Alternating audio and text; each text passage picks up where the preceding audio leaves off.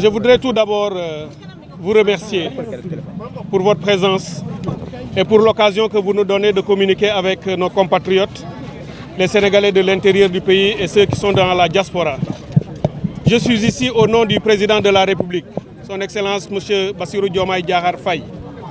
Je suis là au nom du Premier ministre Ousmane Sonko et de tout le gouvernement pour, en leur nom, remercier le peuple sénégalais. Il m'a demandé de remercier très sincèrement et très vivement, chaleureusement le peuple sénégalais qui a répondu à son appel du 1er juin dernier. Il a dit à son accession au pouvoir qu'il veut placer ce mandat sous le sceau de la citoyenneté, du patriotisme, de l'engagement de chacun et chacune dans la vie de notre nation. Que chacun mette la main à l'exercice de construction du pays, que chacun se sente concerné. Et lorsqu'il a lancé cet appel pour que chaque mois, le premier samedi, le peuple sénégalais sorte pour nettoyer nos quartiers, curer les caniveaux et se préparer à faire face à l'hivernage, tout le peuple sénégalais a réagi. Il m'a demandé de venir ici et de vous remercier et vous féliciter. Et par la même occasion, il m'a demandé de vous dire que la deuxième journée nationale de nettoiement aura lieu le samedi 6 juillet prochain, à Dakar comme dans toutes les régions du Sénégal, dans les départements comme dans les villages. De la même façon que vous l'avez fait le 1er juin, il veut que vous reveniez encore sur le terrain, des plus jeunes aux plus vieux, ensemble partout, avec nos pelles, nos râteaux, nos balais et nos brouettes, pour curer et nettoyer encore. Il m'a demandé de vous dire que ce pays changera, Inch'Allah, avec le projet qu'il porte pour une transformation systémique. Cette transformation n'aura lieu que si nous, citoyennes et citoyens du Sénégal, nous le portons ce projet de transformation et nous portons le changement. Il m'a demandé de vous dire que nous devons tous et toutes être l'exemple du changement que nous voulons. Nous voulons que le pays change, nous devons changer nous-mêmes, en changeant nos comportements dans la salubrité de l'espace public. Il voudra que la prochaine journée du 6 juillet prochain soit encore mieux organisée que la première journée. Il veut qu'en matière de collecte de déchets, nous fassions mieux.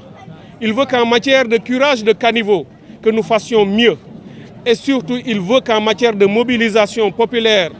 communautaire et citoyenne, que nous fassions encore mieux. Il veut que dans toutes les communes, les gens sortent. D'ailleurs, ayant constaté ce qui s'est passé sur le terrain, on a distingué des Sénégalaises et des Sénégalais qui ont été des champions de cette première journée. Tout à l'heure, à la fin de ma déclaration, je ferai venir ici un jeune Sénégalais que nous avons pour la plupart d'entre nous vu sans l'avoir connu. Nous avons juste vu des vidéos quelque part. Cet homme, ce jeune garçon, est un exemple d'abnégation et d'engagement pour avoir répondu non seulement à l'appel du président, mais de l'avoir fait d'une manière qui nous a tous émus, tellement qu'il était engagé. On l'a vu quelque part dans Dakar, rentrer lui-même dans les caniveaux, puisqu'il n'y avait pas de matériel pour déboucher, il est allé le faire de ses propres mains. On l'a vu très sale et il a accepté de le faire parce qu'il savait qu'il appartenait à chacun et chacune d'entre nous de le faire pour avoir le résultat qui était attendu. Je l'honorerai tout à l'heure, je le ferai découvrir et que les Sénégalais comprennent que par son acte de bravoure et de citoyenneté, il a honoré le drapeau, il a honoré tout le peuple sénégalais. Donc je voudrais simplement, pour résumer, vous dire que le président de la République appelle encore le peuple sénégalais à sortir le 6 juillet prochain partout dans le pays pour faire la deuxième journée nationale de nettoiement. Pour cette seconde journée, c'est encore mon ministère, le ministère de l'hydraulique et de l'assainissement, qui prend le leadership. Mais tous les autres ministères sont concernés. Les collectivités locales sont concernées. L'administration territoriale est concernée. Toutes les structures opérationnelles sont concernées et chaque structure a déjà pris l'essence ou tout ce qu'il a à faire et chacun opérera dans la limite de ses prérogatives et de ses rôles et responsabilités pour atteindre les résultats que nous recherchons. Je voudrais saisir l'occasion pour remercier toutes les communautés. Les Sénégalais ont été exemplaire le 1er juin dernier.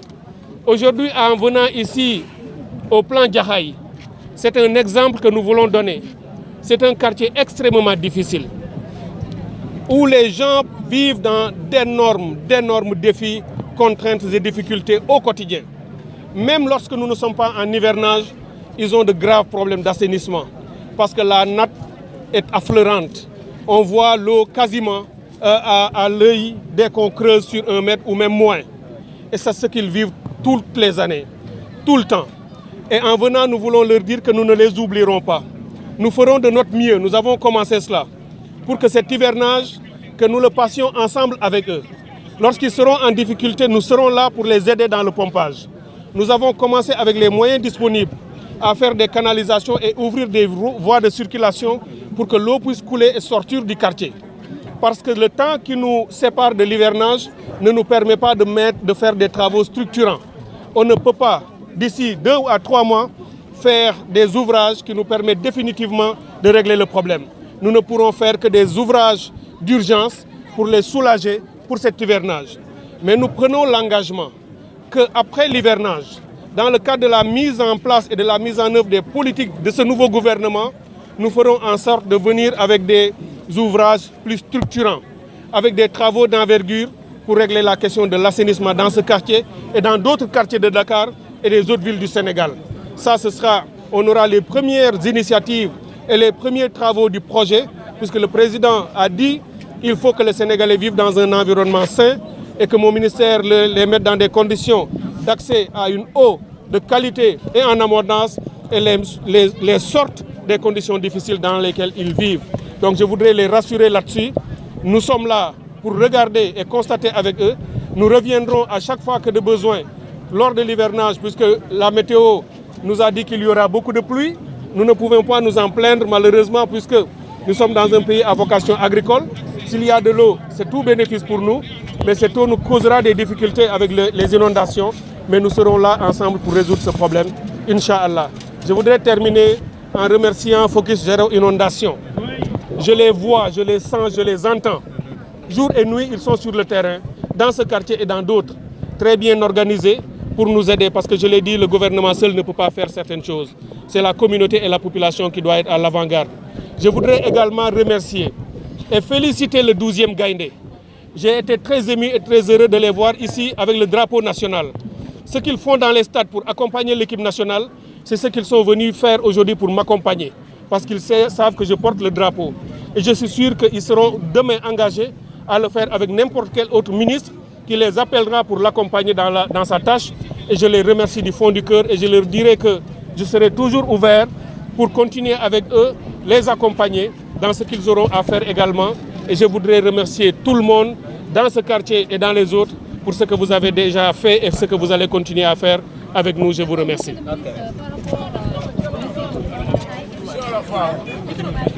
Voilà, j'ai été accueilli au lycée de Plan-Dia. Ceux qui connaissent ce lycée, qui y travaillent et qui y vivent dans les alentours et dont les enfants vont à ce lycée, savent que ce lycée a vécu des moments très difficiles dans le passé. Le lycée a souvent été très inondé. En général, ils n'ont jamais pu presque ouvrir à temps en octobre du fait de la présence des eaux dans le lycée. Mais depuis qu'on a mis des travaux, on les a réalisés dedans, avec les ouvrages qui ont été mis dans le lycée, cela les a considérablement soulagés. Le lycée a été mis hors d'eau. Et maintenant, évidemment, après l'hivernage, pendant l'hivernage, il y a des difficultés parce qu'il y a de l'eau qui stagne. Mais avec les dispositifs mis en place et les autres, souvent ça les soulage et ça leur permet d'ouvrir à temps et de pouvoir démarrer l'école comme les autres lycées du Sénégal. Mais je veux leur dire que j'ai entendu leurs doléances. La première solution, c'était de mettre les ouvrages pouvant capter l'eau et faire les canalisations nécessaires et le pompage. Le système a été opérationnel et performant. Aujourd'hui, leur besoin, c'est le pavage du lycée. On m'a dit que le conseil départemental s'y était engagé. Lorsque je partirai d'ici, je porterai le plaidoyer en leur faveur pour accompagner et demander au conseil départemental de réaliser ce travail pour lequel ils s'étaient engagés. Mais plus que ça, je demanderai aussi à la direction du cadre de vie qu'ils viennent en appoint et aident aussi le conseil pour que les travaux aillent plus vite. Et tout ce que nous pouvons, nous le ferons dans les meilleurs délais sans doute aussitôt après l'hivernage, pour pouvoir réaliser le travail de pavage, pour justement sortir définitivement le lycée Plan Jaxaay de l'eau et régler les problèmes pour que les enfants et les élèves puissent étudier dans de meilleures conditions. sant yàlla tey dama ñëw gont ñëw ci fii ci Jaxaay benn quartier ci Dakar bu ngeen xam ñëw fii ci kàdduk ak taxawaayu monsieur le président de la République ak monsieur le premier ministre Ousmane Sonko bi nga xam ni wax nañu ma ni naa ñëw fii pour gërëm le peuple sénégalais pour sant le peuple sénégalais ci li nga xam ni bi président Bassirou Diomaye Diakhar Faye wootee ni mu ngi woo askanu Sénégal ñu génn pour nettoyer réew mi muy première journée de nettoiement bi ñu organisé peuple sénégalais bi yëpp génn na. parce que dafa ni bi mu toogee ci pouvoir bi gouvernement bi mu bëgg a doxal dafa bëgg lépp lu ñuy def dootul nekk rek ñu bàyyeeku ñu ne gouvernement bee koy def aw askan mooy tabax réew mooy changer réewam daf cee woo askan wi wuyu si ko. journée wu samedi premier bi mu njëkk a wootee nettoiement ñëpp génn ñu defar ko ci ni mu gën a rafetee muy engagement communautaire ak citoyen bii nga xam ni moom la woote te mu ni ma naa ci taxaw ndax mbiru inondation yàgg naa ko wax du mbiru gouvernement kese ndax inondation ci gox yi lay am ci quartier yi ci kër yi kon askan wi moo njëkk a war a génn pour ñu defar ko kon mu ngi leen di sant di leen gërëm ci liggéey bu rafet bi nga xam ne ñëpp def nañ ko waaye mu ni ma bu ma ñëwee naa annoncé ni woote waat na ñaareelu journée bi ñaareelu bis bi nga xam ne ci la ñuy defaat nettoiement bu Sénégal ñu ngi koy jàpp ci le 6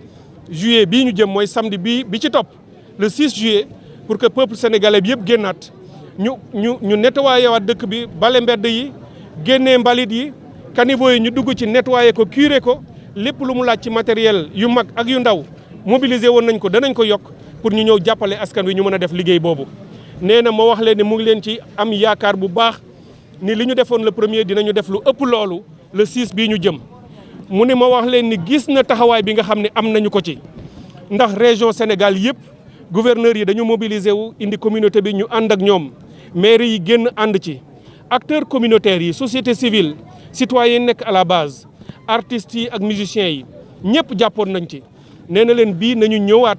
ñu gën cee jàpp moo tax même artistes yi maa ngi leen di ñaan ñu jóg bu ñu mënee def seen son yooyu ñuy wax ay single pour accompagner peuple bi maa ngi leen di ñaan ñu def ko sportif yi nga xam ni bu ñu waxee ñu déggal leen mu di ASC yi mu di beneen communauté yi nga xam ni tout le mouvement sportif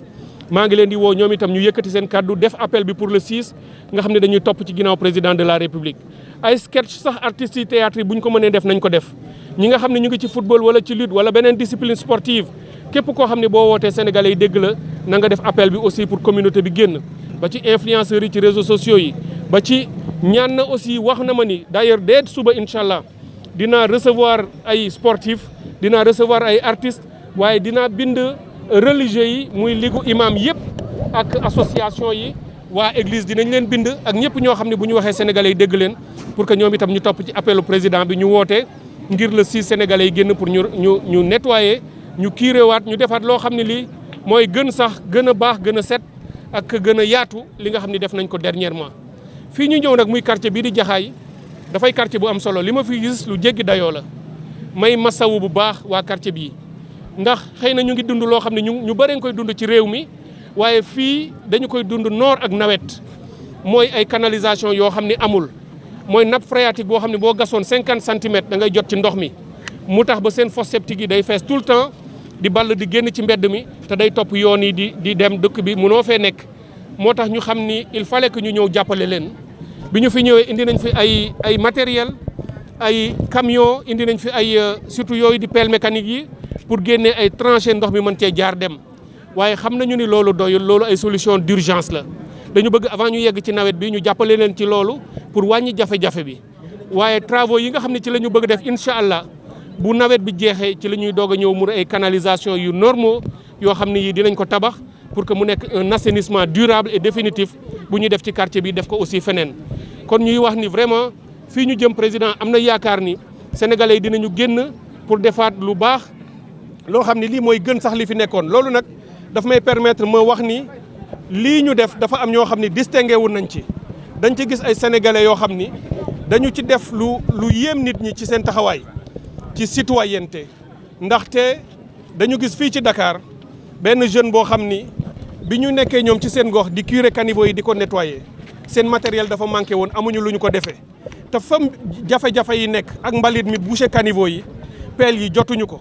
moom moo dugg ci biir canalisation bi dem génnee ko ak loxoom sénégalais yëpp gis ko ñu def ko vidéo boobu nag bi ñu ko wesaaree ma jot ci ma instruire samay service ne leen nañu fexe ba seetali ma xale boobu ñu seetal ma kan la ñu génnee ko won ko sénégalais yi ni lii mooy engagement citoyen mooy patriotisme moo tax directeur général bu ONAS ma ko ciy félicité mook ay service am ñoom ñoo fexe ba dem xam fi mu dëkk ñu indil ma ko génnee ko ma ne tey dinaa ñëw won ko sénégalais yi ni kii tey mooy suñu champion ci journée le premier bi nga xam ne jàll na pour dinañ ko jox récompense bi mooy non seulement kii drapeau la ñu war a yëkkati jox ko waaye danañ ko jox matériel boo xam ne dina ko permettre dootul dem ak loxoom di ko def waaye ñamu àndal dinañu jël matériel boobu ñu koy mën a def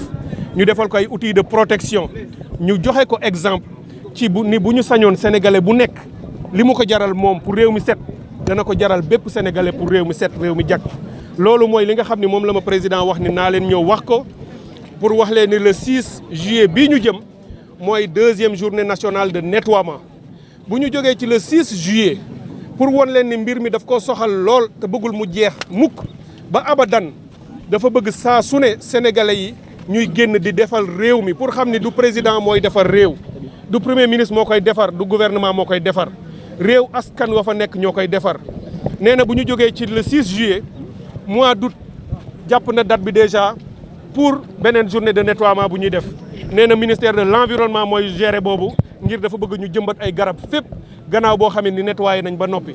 bu ñu demee septembre comme dañuy nekk ci temps wu nawetaan ak yooyu nee na dafa bëgg ministre de la jeunesse et des sports mooy génne tout le mouvement sportif bu ñu footballé wala ñu def affaire u nawetaan waaye ñu génn itam nettoyé dëkk bi bu ñu demee mois d'octobre nga xam ne ouverture des classes la dafa bëgg ñu ne ministère boo xam ne bii mooy ministère de l'éducation nationale moom mooy génn parce que ouverture la ñu defar écoles yi defar lycée yi nettoyé waale quartiers yi ak dëkk bi bu ñu demee novembre éducation nationale ak enseignement supérieur àndaat parce que ci ouverture université yi lay doon ak yooyu ñu defaraat bu ñu demee ba décembre urbanisme ak habitat moom itam mu jël le relais nga xam ne fii ba décembre weer wu nekk président de la république planifié na ban ministère mooy génn lan mooy doon thème bi ak lan la koy defee léegi bëgg nañu sax bu nekkee samedi bi ñuy def nettoiement bi waaye mu nekk ay journée citoyenne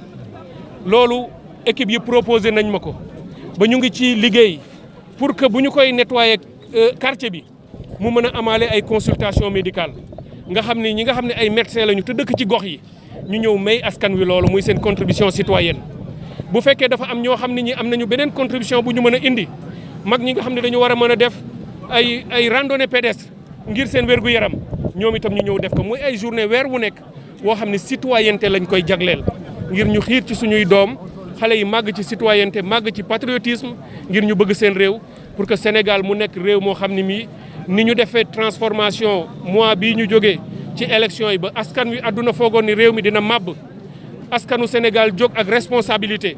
def démocratie changer pouvoir bi ci jàmm ñu xëy ñëpp liggéey yi dafa bëgg boobu exemple ñu wone ko ci suñu taxawaay ci suñu propreté dëkk bi ak ci suñu discipline ak suñu citoyenneté donc foofu laa bëgg a tënke wax ji ma bëgg a indi kii nga xam ni mooy Cheikh Mbacké waaw ñu ngi may wax ni ma wax tuuti ci lycée Plan Jaxaay bi ndax bi ma wàccee léegi ci Jaxaay ci lycée boobu laa tàmbalee lycée bi ñoo ma dalal ma xool ko visiter ko ma rafetlu bu baax li ma gis ci biir ndaxte wax nañ ma ni ay at ci ginnaaw lycée boobu daana am ay jafe-jafe ci ndox ndax fii rek quartier bi xam ngeen ni nappe bi dafa kowe boo ko booleeg ndoxu taw yi te ak mur bi ndox mi dafa daan taaju ba xale yi duñu mës a mën a jàng au mois d'octobre di ubbi comme ñeneen ñi waaye bi fi direction wu prévention des inondations ñëwee ak ñi mu àndal ñu def ay ouvrage ci biir lycée bi tabax fa ay dal def fa ay pompage ba nga xam ne bu ndox mi ñëwee danañ ko mën a génnee mu dem yombal na ak ñoŋal na tuuti jafe-jafe ya ngi doon am ba léegi lycée bi hors d'eau la nekk mois d'octobre dañuy mën a commencer seenum njàng comme yeneen lycée yi ma rafetlu loolu féliciter leen ci encourager leen ci waaye may wax itam direction bi censeur bi wax nañu ko waaye parents d'élèves yi ni leen dégg naa itam seen tawat bi mooy